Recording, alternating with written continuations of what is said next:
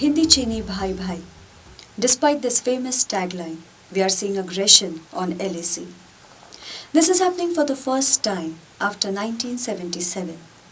What is the reason behind this? What is the reason behind the recent skirmishes in Galwan Valley? Is there much more than what meets the eye? Is it because India has become a prominent nuclear nation?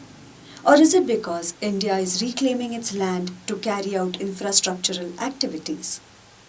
To understand more on this, a seminar was organized on Tuesday, 3rd March 2020 on India-China relations in 21st century, challenges and opportunity. It was organized by Center for Advanced Strategic Studies, Center for China Analysis and Strategy, in association with India Council of World Affairs and Maharashtra Education Society, Pune. This seminar was also organized to commemorate the 160th year of Maharashtra Education Society. It was held at MES Auditorium, Pune. Shri Jaydev Ranade, Director, Center for China Analysis and Strategy, spoke on the same during the seminar. Good morning, ladies and gentlemen. It's a privilege to be here and certainly a delight to see this hall full, this big hall full.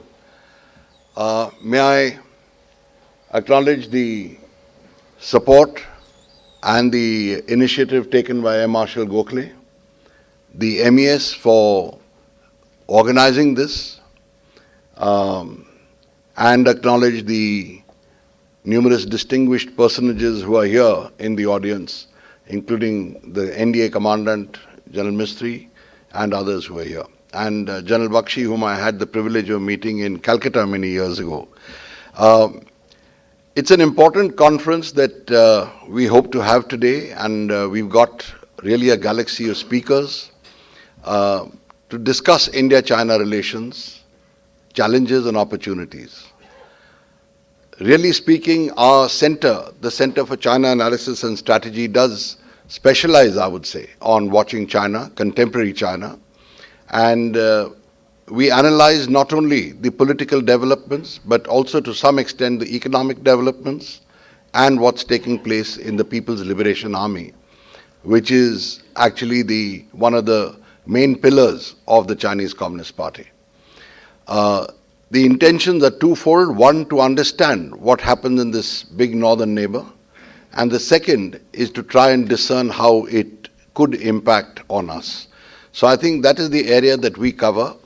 That is the area that this conference hopes to cover. And I hope that our speakers will push the bounds of possibility and try and look into the future and see what can really happen.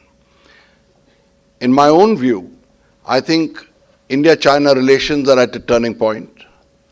It was marked initially by Doklam. I think that has brought about a qualitative change in the relationship between the two countries. A change that is discernible in a number of areas.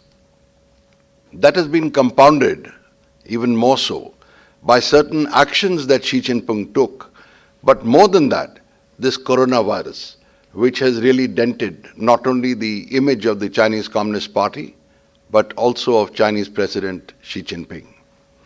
I think the damage, the economic damage it has done has been enormous. Just to give you a few figures, Chinese economists say that the coronavirus will be responsible for a minimum of a 1% drop in the growth rate, if not more. And they had calculated that on the basis of the virus petering out by the end of January. We're already in March, or almost in March, and I think it will be even more. They also estimated that by late January, the damage to the services sector in China alone is $114 billion a week. So you can just imagine how much the economic impact it is.